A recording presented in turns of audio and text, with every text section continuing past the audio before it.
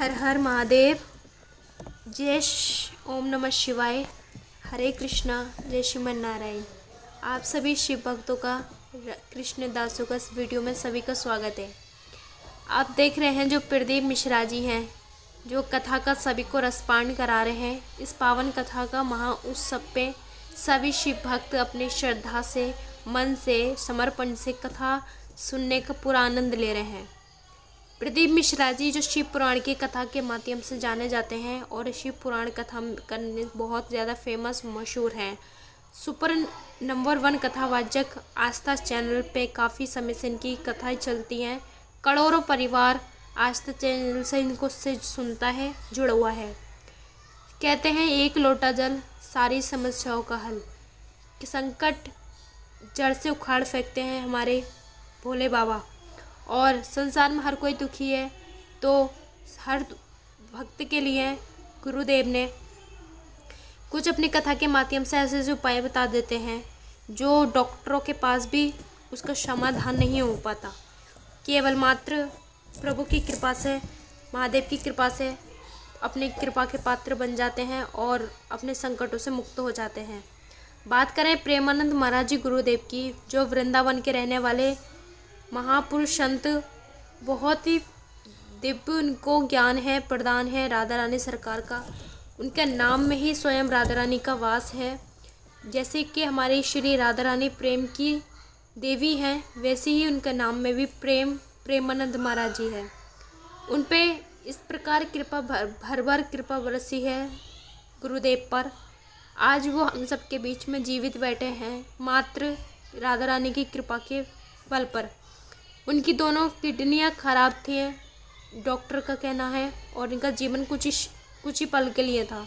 लेकिन इन्होंने अपने जीवन में राधा नाम का उच्चार किया, अपने जीवन में राधा नाम को लेके आए और आज हम सबके बीच में बैठकर महाज्ञान प्रदान करते हैं और मन का अंधकार मिटाते हैं। ऐसे महासंत, ऐसे महागुरु के दर्शन होना हमारे लिए परम सौभाग्य की बात है और ऐसे महासंत हमें बहुत नसीब सौभाग्यों से प्राप्त होते हैं। कहते हैं अगर भगवान पर विश्वास हो तो क्या कुछ नहीं कर सकते।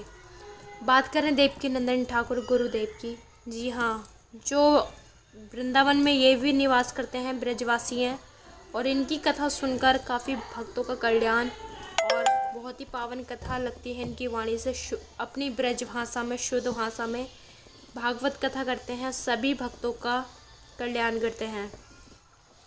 देखिए, भक्त जैसे कि श्रीमद् भागवत कथा सुनना प्राप्त हो जाए और हमें परमात्मा की भक्ति प्राप्त हो जाए, लेकिन उससे बढ़कर भी हमें कथा सुनाने वाले गुरु को हमारा कोटि कोटि नमन है।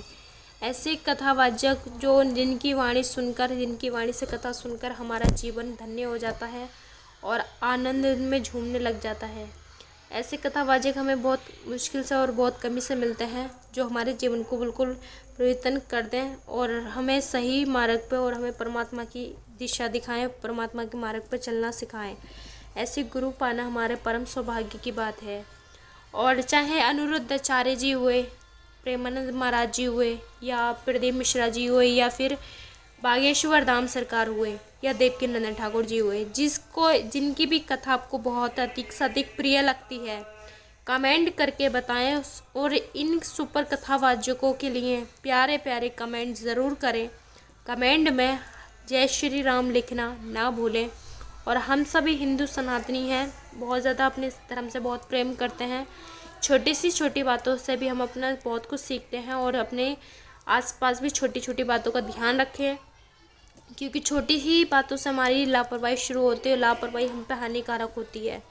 हमारे सनातन धर्म में हमें इतना कुछ सिखाया जाता है कि बेटियों को हमेशा, स्त्री को देवी का दर्जा दिया गया है और देवी की यानी कि स्त्रियों की पूजा भी होती है। हमारे एक सनातन धर्म ही एक ऐसा है श्रेष्ठ, जिसमें स्त्री को देवी स्वरूप माना जाता है। और हमारे धर्म में ऐसे भी बहुत सारे कार्य हैं जो हम गौर नहीं करते। क्यों? क्योंकि आजकल बिजनेस में, पढ़ाई में, काम कार्यों में बहुत ज़्यादा बिजी हो जाता है हर व्यक्ति। तो देखिए, अपने संस्कृति पे भी ध्यान दीजिए, अपने बिजनेस पे भी ध्यान दीजिए, अपने पैसे पे भी कमाइए ज़्यादा से ज़्यादा, लेकिन अपने संस्कारों को ना भूलें।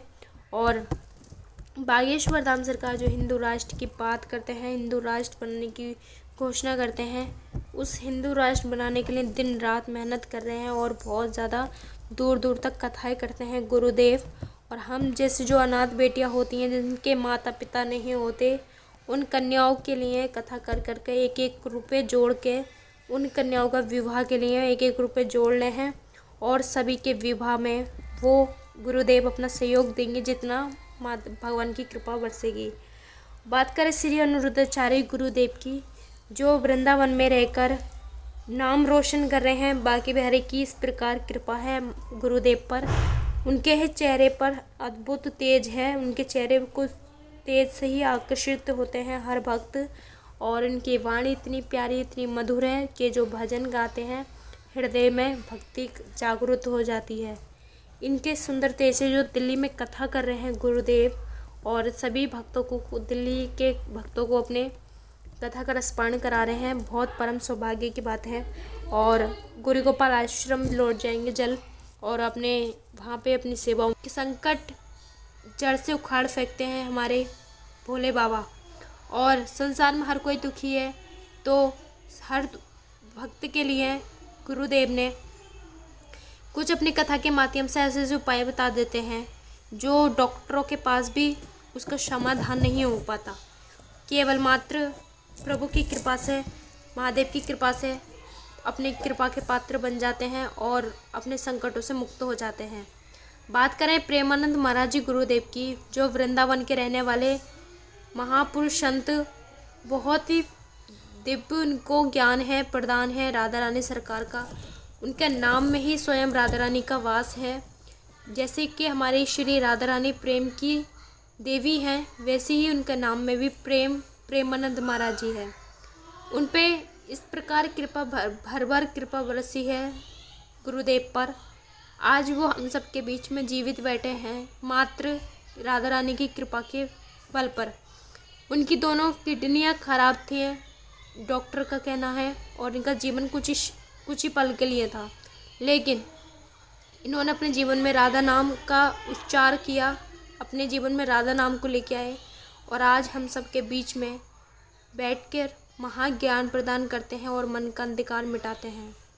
ऐसे महासंत, ऐसे महागुरु के दर्शन होना हमारे लिए परम सौभाग्य की बात है और ऐसे महासंत हमें बहुत नसीब सौभाग्यों से प्राप्त होते हैं। कहते हैं अगर भगवान पर विश्वास हो तो क्या कुछ नहीं कर सकते। बात करें देवकी नंदन ठाकुर गुरुदेव की, जी हाँ, जो वृंदावन में ये भी निवास करते हैं, ब्रजवासी हैं, और इनकी कथा सुनकर काफ़ी भक्तों का कल्याण और बहुत ही पावन कथा लगती है। इनकी वाणी से अपनी ब्रज भाषा में, शुद्ध भाषा में भागवत कथा करते हैं, सभी भक्तों का कल्याण करते हैं। देखिए, भक्त जैसे कि श्रीमद् भागवत कथा सुनना प्राप्त हो जाए और हमें परमात्मा की भक्ति प्राप्त हो जाए, लेकिन उससे बढ़कर भी हमें कथा सुनाने वाले गुरु को हमारा कोटि कोटि नमन है। ऐसे कथावाचक जिनकी वाणी सुनकर, जिनकी वाणी से कथा सुनकर हमारा जीवन धन्य हो जाता है और आनंद में झूमने लग जाता है। ऐसे कथावाचक हमें बहुत मुश्किल से और बहुत कमी से मिलते हैं, जो हमारे जीवन को बिल्कुल परिवर्तन कर दें और हमें सही मार्ग पर और हमें परमात्मा की दिशा दिखाएं, परमात्मा के मार्ग पर चलना सिखाएं। ऐसे गुरु पाना हमारे परम सौभाग्य की बात है। और चाहे अनिरुद्धाचार्य जी हुए, प्रेमानंद महाराज जी हुए, या प्रदीप मिश्रा जी हुए, या फिर बागेश्वर धाम सरकार हुए, या देवकी नंदन ठाकुर जी हुए, जिनकी भी कथा आपको बहुत अधिक से अधिक प्रिय लगती है, कमेंट करके बताएं। और इन सुपर कथावाचकों के लिए प्यारे प्यारे कमेंट ज़रूर करें। कमेंट में जय श्री राम लिखना ना भूलें। और हम सभी हिंदू सनातनी हैं, बहुत ज़्यादा अपने धर्म से बहुत प्रेम करते हैं। छोटी सी छोटी बातों से भी हम अपना बहुत कुछ सीखते हैं और अपने आसपास भी छोटी छोटी बातों का ध्यान रखें, क्योंकि छोटी ही बातों से हमारी लापरवाही शुरू होती है। लापरवाही हम पे हानिकारक होती है। हमारे सनातन धर्म में हमें इतना कुछ सिखाया जाता है कि बेटियों को, हमेशा स्त्री को देवी का दर्जा दिया गया है, और देवी की यानी कि स्त्रियों की पूजा भी होती है। हमारे एक सनातन धर्म ही एक ऐसा है श्रेष्ठ, जिसमें स्त्री को देवी स्वरूप माना जाता है। और हमारे धर्म में ऐसे भी बहुत सारे कार्य हैं जो हम गौर नहीं करते।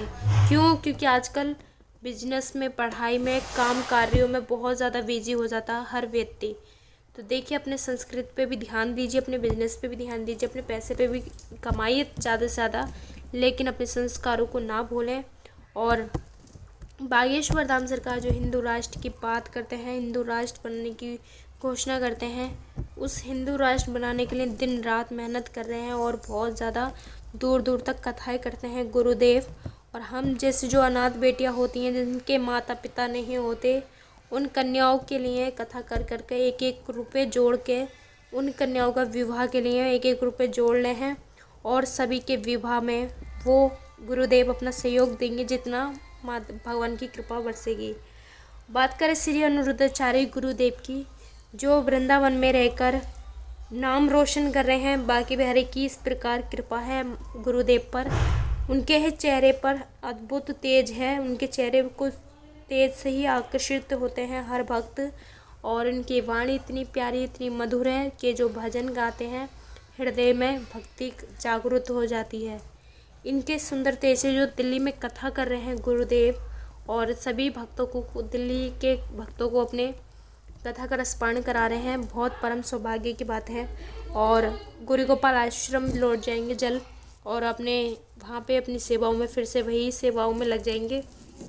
तो अगर पांचों महाराजों की वीडियो अच्छी लगी हो तो प्यारे प्यारे कमेंट ज़रूर करें। कमेंट बॉक्स में हर हर महादेव, हरे कृष्ण लिखना ना भूलें, और चैनल को सब्सक्राइब कर लें ताकि अपनी वीडियो के माध्यम से हम आपको पर डे रोज़ दर्शन करा